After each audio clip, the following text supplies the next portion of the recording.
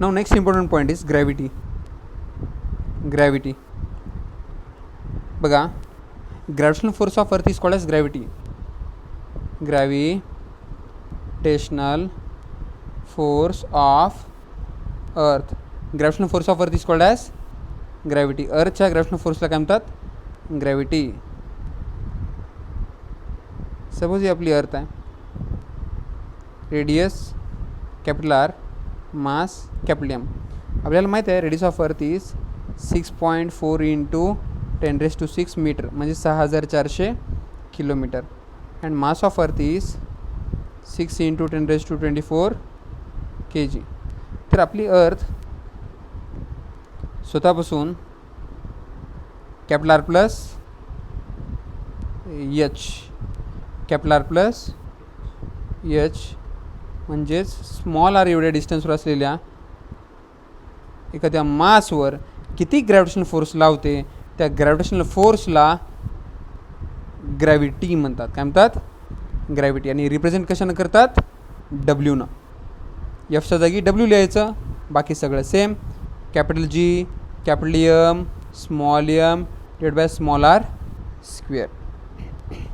अर्थच्या gravitational फोर्सला gravity म्हणतात. अर्थच्या ग्रॅव्हिटेशनल फोर्सला ग्रॅव्हिटी असं म्हणतात. आपण शॉर्ट फॉर्ममध्ये त्याला वेट म्हणून ओळखता. ओके. आता अर्थच्या ग्रॅव्हिटेशनल फोर्सला ग्रॅव्हिटी म्हणतात, तर अर्थच्या ग्रॅव्हिटेशनल फील्ड इंटेन्सिटीला काय म्हणतात? Gravitational field intensity of earth. Gravitational field intensity of earth. अर्थच्या ग्रॅव्हिटेशनल फोर्सला ग्रॅव्हिटी म्हणतात, तर अर्थच्या ग्रॅव्हिटेशनल फोर्सला ग्रॅव्हिटी म्हणतात, तर अर्थच्या ग्रॅव्हिटेशनल फील्ड इंटेन्सिटीला, अर्थच्या ग्रॅव्हिटेशनल फील्ड इंटेन्सिटीला, अर्थच्या ग्रॅव्हिटेशनल फील्ड इंटेन्सिटीला ॲक्सेलरेशन ड्यू टू ग्रॅव्हिटी म्हणतात. काय म्हणतात? Acceleration due to gravity. काय म्हणतात? Acceleration due to gravity. Acceleration due to gravity. ग्रॅव्हिटीमुळे बनलेलं ॲक्सेलरेशन म्हणजे अर्थची ग्रॅव्हिटेशनल फील्ड इंटेन्सिटी. अर्थची ग्रॅव्हिटेशनल फील्ड इंटेन्सिटी म्हणजे अर्थ एका किलोवर किती ग्रॅव्हिटेशनल फोर्स लावते. Acceleration due to gravity. Acceleration due to gravity. Gravity म्हणजे अर्थच्या ग्रॅव्हिटेशनल फोर्सला ग्रॅव्हिटी असं म्हणतात, अर्थच्या ग्रॅव्हिटेशनल फोर्सला ग्रॅव्हिटी असं म्हणतात, आणि अर्थच्या ग्रॅव्हिटेशनल फील्ड इंटेन्सिटीला ॲक्सेलरेशन ड्यू टू ग्रॅव्हिटी म्हणतात. म्हणजे अर्थ एका किलोवर किती ग्रॅव्हिटेशनल फोर्स लावते, अर्थ एका किलोवर किती ग्रॅव्हिटेशनल फोर्स लावते. Suppose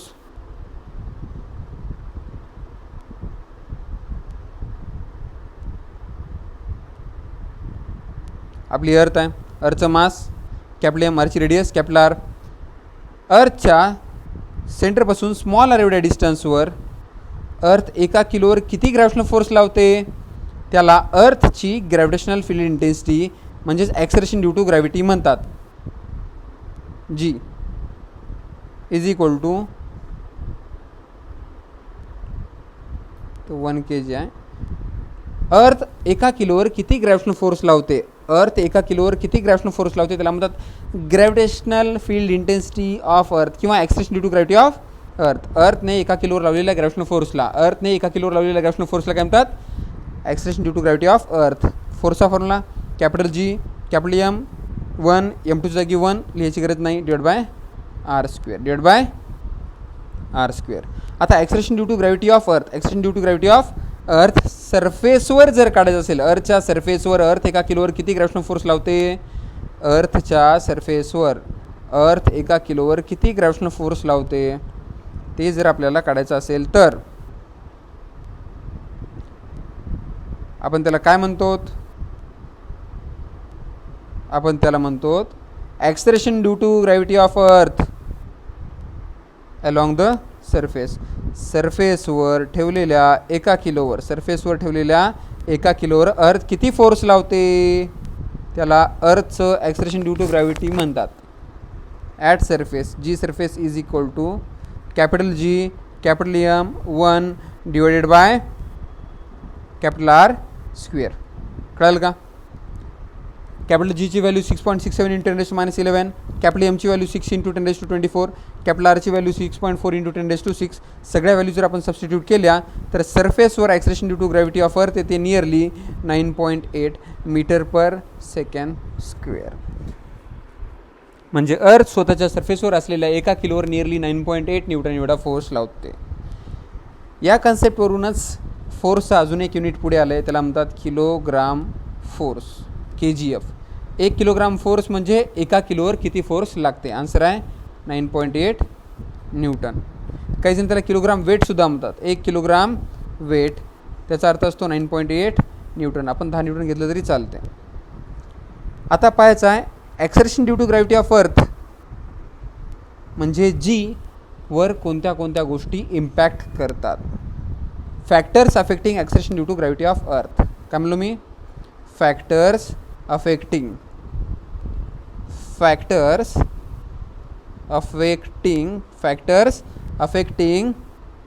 acceleration due to gravity. Factors affecting acceleration due to gravity of earth. Factors affecting acceleration due to gravity of earth. अर्थच्या ॲक्सेलरेशन ड्यू टू ग्रॅव्हिटीला अफेक्ट करणारे कोणते कोणते फॅक्टर्स आहेत? सिम्पल. Shape of earth. काय? Shape of earth. आपल्या अर्थचा shape perfectly spherical नाही आहे, तर अर्थची रेडियस इक्वेटरला मोठी आहे. Radius of earth at equator is greater than radius of earth at poles. Radius of earth at equator is greater than radius of earth at poles. Radius of earth at equator is greater than radius of earth at पोलपेक्षा इक्वेटरवर radius कशी आहे? मोठी आहे. आपल्याला जी सरफेसचा तर formula माहिती आहे, capital G capital M divide by capital R square.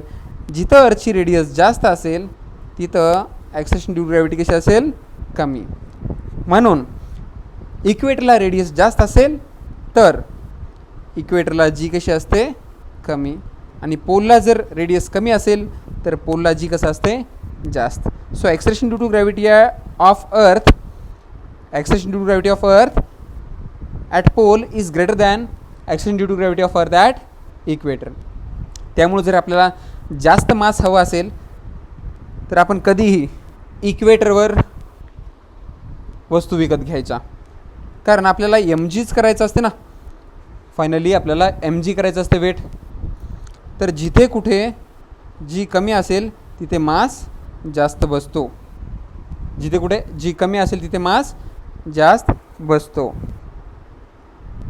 Mass will be more at equator for same weight. जर आपल्याला 1000 किलो ॲपल्स घ्यायचे असतील तर ते 1000 किलो ॲपल्स आपण पोलवर घेतल्या आणि तेच 1000 किलो जर आपण इक्वेटरवर घेतल्या तर इक्वेटरवर जास्त ॲपल्स मिळतील. आपल्याला कळालं असेल. चलो, पहिला फॅक्टर तर कळाला, शेप ऑफ अर्थ. काय? Shape of earth. आपला पॉईंट कोणता होता? Factors affecting acceleration due to gravity of earth. अर्थच्या ॲक्सेलरेशन ड्यू टू ग्रॅव्हिटीला अफेक्ट करणारे फॅक्टर्स कोणते कोणते आहेत? पहिला पॉईंट आहे shape of earth. अर्थची shape perfectly spherical नाही आहे. इक्वेटरला रेडियस मोठी आहे म्हणून जी कमी असतं. पोलला रेडियस छोटी आहे म्हणून जी जास्त असतं. कळलं का? दुसरा पॉईंट शेप ऑफ अर्थ झाल्यानंतर दुसरा पॉईंट हा फार महत्त्वाचा पॉईंट आहे, हाईट अँड डेप्थ.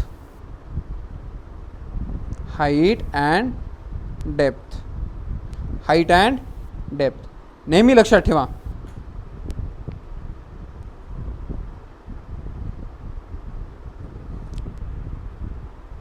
अर्थच्या सेंटरला ॲक्सेलरेशन ड्यू टू ग्रॅव्हिटी किती असेल? अर्थच्या सेंटरला ॲक्सेलरेशन ड्यू टू ग्रॅव्हिटी असेल 0. Acceleration due to gravity at centre of earth, acceleration due to gravity at centre of earth GC is equal to 0. कारण सेंटरला ठेवलेल्या 1 किलोवर अर्थचा संपूर्ण मास सगळीकडे सारखाच फोर्स लावतो. रिझल्टंट फोर्स काय ते 0. अर्थच्या सेंटरला 1 किलोवर 0 फोर्स लागतो. म्हणजे acceleration due to gravity of earth at centre is 0. कळलं का? जर आपल्याला कोणी विचारलं की बाबा सरफेसवर किती येते रे acceleration due to gravity of earth, acceleration due to gravity of earth at surface, सरफेसवर किती येते जर कोणी विचारलं तर आन्सर सिम्पल आहे. G surface is equal to capital G capital M by capital R square. खूप वेळेस नीटमध्ये आणि JEEमध्ये क्वेश्चन्स आलेले आहेत इन टर्म्स ऑफ डेन्सिटी. आपण कोणत्याही वस्तूच्या मासला डेन्सिटी इंटू व्हॉल्यूम लिहू शकतो. तर अर्थच्या मासला आपण अर्थची मीन डेन्सिटी किंवा ॲव्हरेज डेन्सिटी इंटू 4/3 पाय R³ असं लिहू शकतो. हे लक्षात ठेवा. 2 गोष्टी लक्षात ठेवा. अर्थच्या मासला डेन्सिटी इंटू व्हॉल्यूम म्हणजे रो इंटू 4/3 पाय R³ लिहिता येते. आणि दुसरी गोष्ट म्हणजे आपल्याला माहिती आहे की G surface is equal to capital G capital M by capital R square आहे. तर आपण कधीही कॅपिटल G कॅपिटल Mच्या जागी स्मॉल g म्हणजे जी सरफेस इंटू R स्क्वेअर लिहू शकतो. हे नेहमी लक्षात ठेवा. 2 पॉईंट्स फार इम्पॉर्टंट आहेत. आपण अर्थच्या मासला डेन्सिटी इंटू 4/3 पाय R³ लिहू शकतो आणि कॅपिटल G कॅपिटल Mला गरज पडेल तिथं जी सरफेस इंटू R स्क्वेअर लिहू शकतो. तर आपण पाहिलं अर्थच्या सेंटरला ॲक्सेलरेशन ड्यू टू ग्रॅव्हिटी किती होती 0. सरफेसवर किती होती capital G capital M by capital R square. आणि सरफेसवरच अजून एक formula acceleration due to gravity of earth along surface, acceleration due to gravity of earth along surface.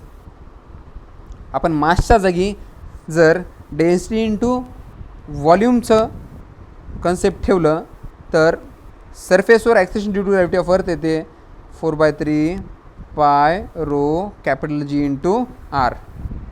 म्हणजे जर आपल्याला मास दिला असेल तर acceleration due to gravity is inversely proportional to R square. आणि जर आपल्याला डेन्सिटी दिली असेल तर acceleration due to gravity of earth is directly proportional to radius. या गोष्टी समजल्या पाहिजेत. चला एक गोष्ट लक्षात ठेवा. सेंटरला ॲक्सेलरेशन ड्यू टू ग्रॅव्हिटीचा एकच फॉर्म्युला जे की असते 0. सरफेसवर ॲक्सेलरेशन ड्यू टू ग्रॅव्हिटीचे 2 फॉर्म्युले, G surface equal to capital G capital M by capital R square आणि G surface equal to 4/3 pi row G R. आपण कसं यूज केलं त्या mass equal to density into व्हॉल्यूमची कन्सेप्ट. ओके. आता आपल्याला बघायचं हाईटवर.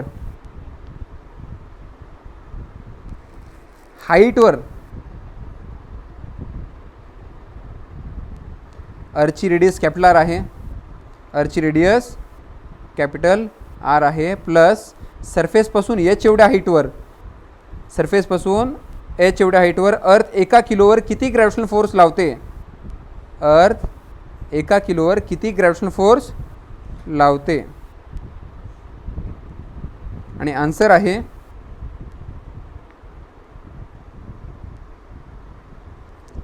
जी height is equal to capital G capital M by small r square. G height is equal to capital G capital M by small r square. आणि जर आपण G height divide by G surface हा जर ratio घेतला तर answer येतं capital R by small r whole square. आणि जर हाईट छोटी असेल फॉर स्मॉलर हाईट आपण G height is equal to G surface तिकडे घेऊन जा इंटू 1 - 2h बाय R करू शकतो फॉर स्मॉलर हाईट. हे कसं आलं? फार सिंपल आहे.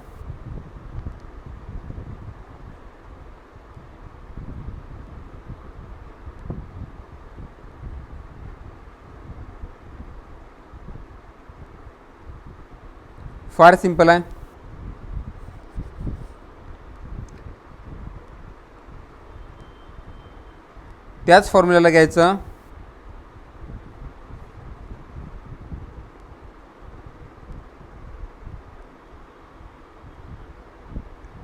जी H by G surface is equal to small r by capital R raise to -2 करता येतं.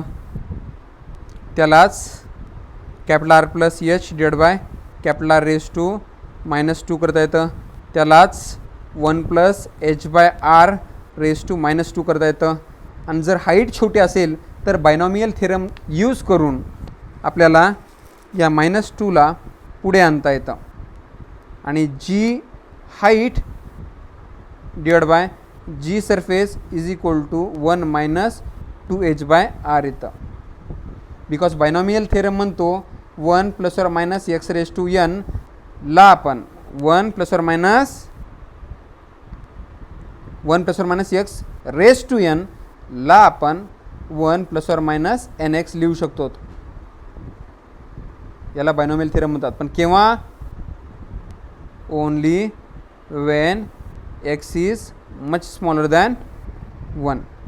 इथं तसंच आहे. हा फॉर्म्युला फक्त आणि फक्त स्मॉल हाईटसाठीच यूज करता येतो, एरवी नाही.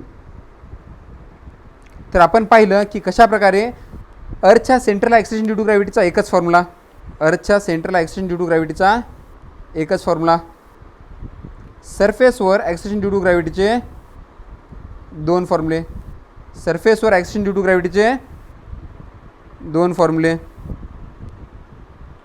आणि हाईटवर ॲक्सेलरेशन ड्यू टू ग्रॅव्हिटीचे 3 फॉर्म्युले. हाईटवर ॲक्सेलरेशन ड्यू टू ग्रॅव्हिटीचे 3 फॉर्म्युले. हाईटवर ॲक्सेलरेशन ड्यू टू ग्रॅव्हिटीचे 3 फॉर्म्युले. सेंटरला 1, सरफेसवर 2, हाईटवर 3 फॉर्म्युले. आता आपल्याला क्वेश्चन विचारतात की आपण जर डी एवढ्या डेप्थमध्ये गेलोत, जर आपण डी एवढ्या डेप्थमध्ये गेलोत तर त्या पॉईंटला अर्थ 1 किलोवर किती ग्रॅव्हिटेशनल फोर्स लावते. म्हणजे gravitational field intensity of earth किंवा acceleration due to gravity of earth at depth d, acceleration due to gravity of earth at depth d. म्हणजे ही आतमधली रेडियस किती होणार? R dash. नेहमी लक्षात ठेवा, अशा परिस्थितीमध्ये फक्त हे येल्लो कलरचं जे इफेक्टिव्ह मास आहे ना, मधलंच मास तेवढं ग्रॅव्हिटेशनल फोर्स एक्झर्ट करते. आतमधलंच मास ग्रॅव्हिटेशनल फोर्स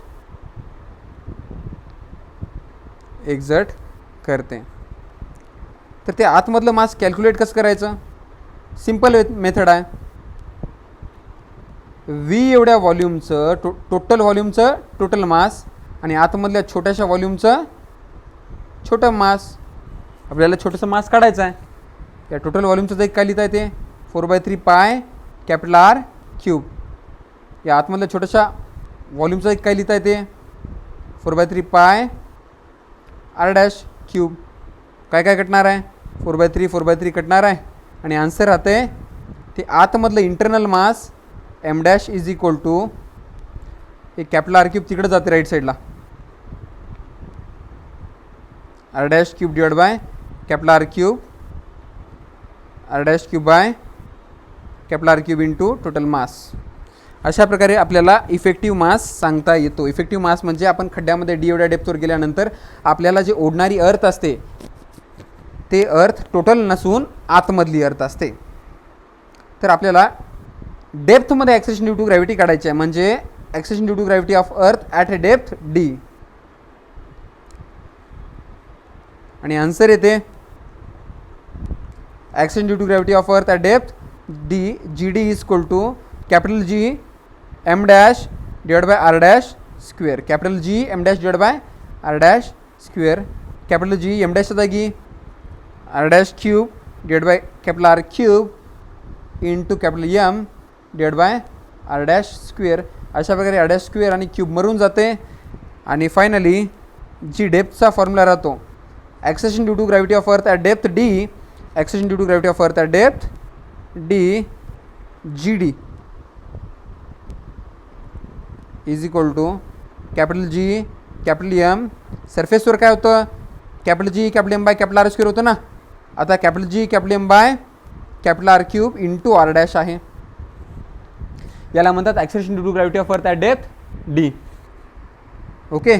परत जर आपण अर्थच्या मासच्या जागी या कॅपिटल एमच्या जागी density into 4/3 pi capital R cube जर ठेवलं, अर्थच्या टोटल मासच्या जागी डेन्सिटी इंटू अर्थचं टोटल व्हॉल्यूम जर ठेवलं, तर जी डी डेप्थचा नवीन फॉर्म्युला येतो, तो म्हणजे g D is equal to 4/3 pi rho capital G into R dash. 4/3 pi rho G R dash. आणि जर आपण जी सरफेसचा हा फॉर्म्युला आणि आत्ता आलेला जी डीचा फॉर्म्युला या दोघांचा जर रेशो घेतला तर आन्सर येतं g d divide by G surface is equal to R dash divide by capital R. जर आपण आर डॅशची जर व्हॅल्यू ठेवली, हे कसं आलं, because G surface was 4/3 pi rho G R, या दोघांचा रेशो घेऊन टाकायचा, आर डॅश बाय आर येऊन जातं. आणि जर आपण आर डॅश म्हणजे आतमधली रेडियस, या आर डॅशच्या जागी आपण काय लिहू शकतो, आर डॅशच्या जागी capital R minus D depth खड्डा, या आपण आर डॅशला इथल्या R dash capital R minus D लिहू शकतो.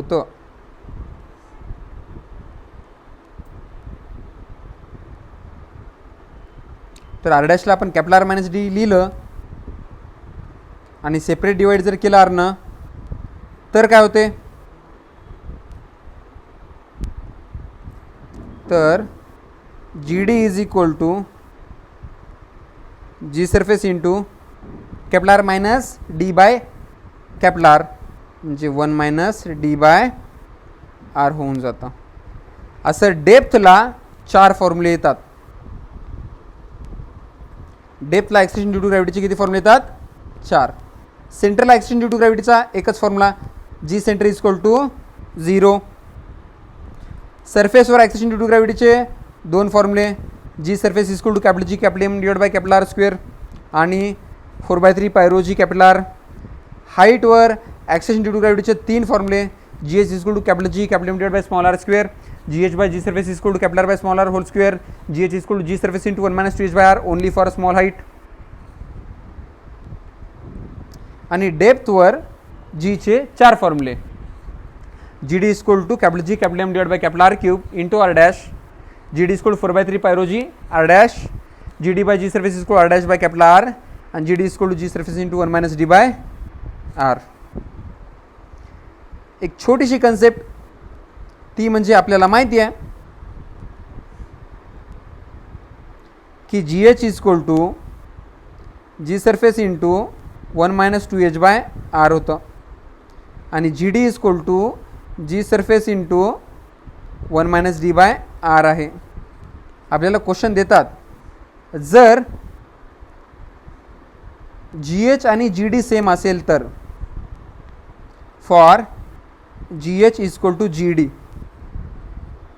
म्हणजे एक अशी हाईट आहे आणि एक अशी डेप्थ आहे जिथं जी सेम आहे, तर हाईट आणि डेप्थमधलं रिलेशन सांगा. म्हणतात सिम्पल आहे, 2h is equal to D येते किंवा D is equal to 2h येते, then d is equal to 2h. जर सोप्या भाषेत समजून सांगायचं म्हटलं तर, जर समजा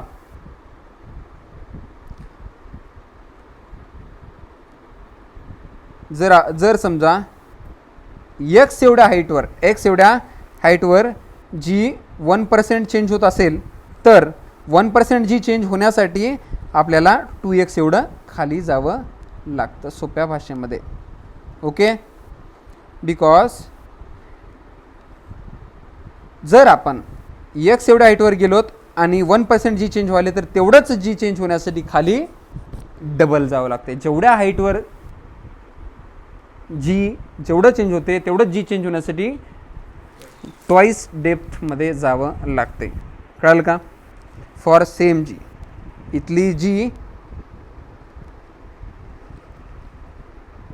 ए असेल तर इथली पण जी ए येण्यासाठी आपल्याला सरफेसपासून एक्स एवढ्या हाईटवर वर गेल्या होत्या तर 2x एवढ्या डेप्थवर जावं लागते खाली. ओके. नाऊ जीला अफेक्ट करणारा एक लास्ट पॉईंट ते म्हणजे स्पिन ऑफ अर्थ काय किंवा rotation of earth. Earth's rotation. आपली अर्थ जेव्हा रोटेट करते,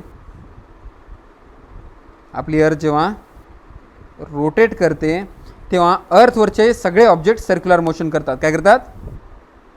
आपली अर्थ जेव्हा रोटेट करते तेव्हा अर्थवरचे सगळे ऑब्जेक्ट्स काय करतात?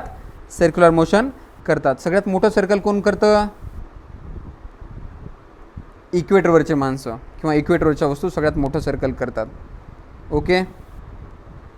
तर इक्वेटरवरच्या वस्तूंवर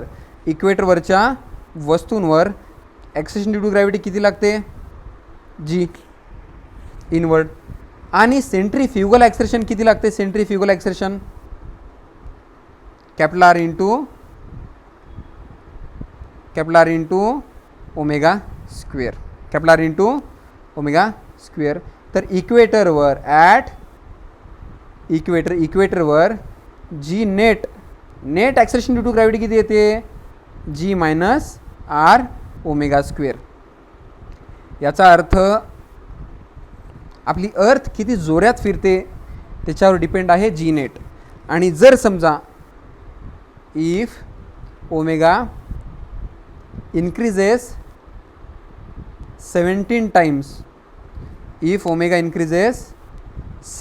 times, then g net will be 0.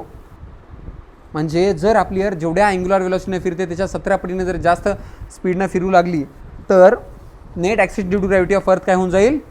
0 होऊन जाईल. कळलं का? अर्थचं ओमेगा किती आहे तुम्हाला माहीत आहे?